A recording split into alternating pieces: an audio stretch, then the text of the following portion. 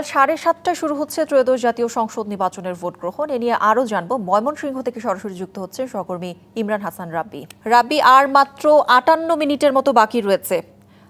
ময়মনসিংহে কেমন দেখছেন সার্বিক পরিস্থিতি? 7:30টা থেকে তো শুরু হবার কথা রয়েছে ভোট গ্রহণ। কেমন হতে পারে আজকের ভোটের দিনটা, কি মনে করছেন এবং পরিস্থিতি নিয়ে জানাবেন? কোনো অসঙ্গতি আপনার চোখে পড়েছে কিনা, কোনো ধরনের শঙ্কা দেখছেন কিনা জানাবেন। কৌরি, উৎসব মুখর একটি ভোট কিছুক্ষণের মধ্যে শুরু হতে যাচ্ছে। আর মাত্র 1 ঘন্টারও কম সময়, দীর্ঘ সময়ের প্রতীক্ষার এই আজকের দিনটিকে স্মরণীয় এবং উৎসব মুখর করতে ভোটাররা কিন্তু ঢাকা থেকেও বাড়িতে এসেছেন। আমরা অনেক ভোটারদের সাথে কথা বলেছি এবং ভোটাররা জানিয়েছেন একদম ফজরের নামাজের আগে থেকে শুরু করে ফজরের নামাজের পরেও এখন পর্যন্ত আসলে প্রত্যেকটি ভোট কেন্দ্রের আশপাশেই কিন্তু আসলে সাধারণ ভোটাররা আসছেন। উৎসুক ভোটার তাদের মতো করে আসলে ভোট কেন্দ্রগুলো দেখার চেষ্টা করছেন। এবং আমি রয়েছে এখন এই মুহূর্তে বাংলাদেশ রেলওয়ে সরকারি উচ্চ বিদ্যালয় কেওয়াটখালী, যে ময়মনসিংহ সদরের যে ভোট কেন্দ্রটি রয়েছে, এই ভোট কেন্দ্রের সামনে। আসলে এই ভোট কেন্দ্রটি আমরা দেখতে পাচ্ছি আসলে সিসি ক্যামেরা দ্বারা নিয়ন্ত্রিত, এমনটাই লেখা রয়েছে। এবং একই সাথে ময়মনসিংহ সদরের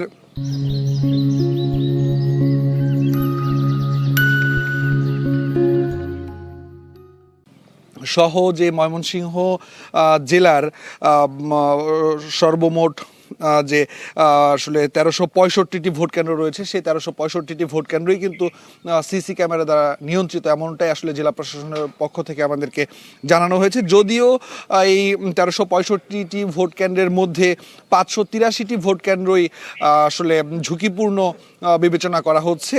আর যার কারণেই আসলে প্রত্যেকটি ভোট কেন্দ্রে বাড়তি নিরাপত্তার ব্যবস্থাও করা হচ্ছে। আসলে এখানকার দায়িত্বরত যারা প্রিজাইডিং অফিসার এবং পোলিং অফিসার সহ যারা রয়েছেন, তারা কিন্তু ভোট কেন্দ্রে আসা শুরু করেছেন। আনসার সদস্য রয়েছেন প্রত্যেকটি ভোট কেন্দ্রে 12 থেকে 13 জন করে, এবং প্রত্যেকটি ভোট কেন্দ্রেই কিন্তু এই আনসারের সাথে 2 থেকে 3 জন পুলিশ সদস্য রাখা হয়েছে। এবং একই সাথে আসলে অন্যান্য যে ভোট কেন্দ্রগুলো রয়েছে, প্রত্যেকটি ভোট কেন্দ্রে স্ট্রাইকিং ফোর্স এবং একই সাথে সেনাবাহিনীর সদস্যও কিন্তু থাকবেন বলে আমাদেরকে প্রশাসনের পক্ষ থেকে জানানো হয়েছে। সকল ধরনের প্রস্তুতি আসলে সম্পন্ন হয়েছে। আগেই আমরা যতটুকু তথ্য পেয়েছি যে ময়মনসিংহ 7 যে ত্রিশাল উপজেলা রয়েছে, সেই ত্রিশাল উপজেলায় গত রাতে একটি অনাকাঙ্ক্ষিত ঘটনা ঘটেছে বলে আমরা জানতে পেরেছি। সেখানকার যে প্রিজাইডিং অফিসার রয়েছেন, তিনি জোরপূর্বকভাবে সেখানকার দায়িত্বরত কর্মকর্তাদের কাছ থেকে স্বাক্ষর নেয়ার একটি অভিযোগ উঠেছিল। এবং আমরা সহকারী রিটার্নিং কর্মকর্তার সাথে কথা বলেছি। তিনি বলেছেন যে যেই কাগজগুলোতে জোরপূর্বক স্বাক্ষর নেওয়া হয়েছে, সেই কাগজগুলো ছিঁড়ে ফেলার নির্দেশনা দেওয়া হয়েছে। আমি যদি পুরো ময়মনসিংহ বিভাগের একটি চিত্র বলি, যে ময়মনসিংহ বিভাগে 23টি আসনে আজকে ভোট গ্রহণ চলবে। 24টি আসন থাকার পরেও একটি আসনে প্রতিদ্বন্দ্বী প্রার্থীর মৃত্যুর কারণে একটি আসনের ভোট গ্রহণ আজকে বাতিল করা হয়েছে। এবং এই ময়মনসিংহ বিভাগে 1,68,162 জন ভোটার তাদের ভোটাধিকার প্রয়োগ করবেন, যার মধ্যে পুরুষ ভোটারের সংখ্যায় বেশি রয়েছে। তৃতীয় লিঙ্গের ভোটারও। মোট ভোট কেন্দ্র রয়েছে এই বিভাগে 3091টি, যার মধ্যে ঝুঁকিপূর্ণ রয়েছে 1180টি ভোট কেন্দ্র।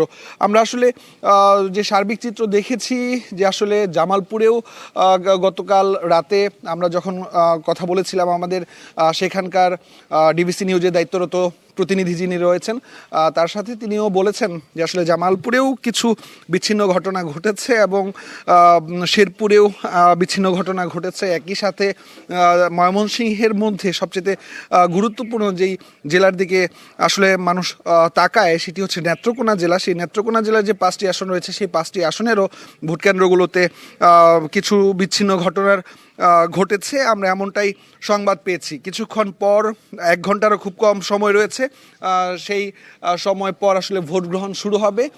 সাধারণ মানুষ মুখিয়ে রয়েছে এই উৎসব মুখর ভোটে তাদের ভোটাধিকার প্রয়োগের জন্য। আসলে দিন শেষে বলা যাবে যে কেমন প্রার্থী সাধারণ ভোটাররা বাছাই করেছে এবং আগামী সময়ের জন্য তাদের যে ভাগ্য নির্ধারণ, সেই ভাগ্য নির্ধারণ আসলে কিন্তু সাধারণ ভোটারদের হাতেই। এই ছিল কৌরি আমার কাছে ময়মনসিংহ থেকে সবশেষ খবর। রাব্বি, ধন্যবাদ আপনাকে।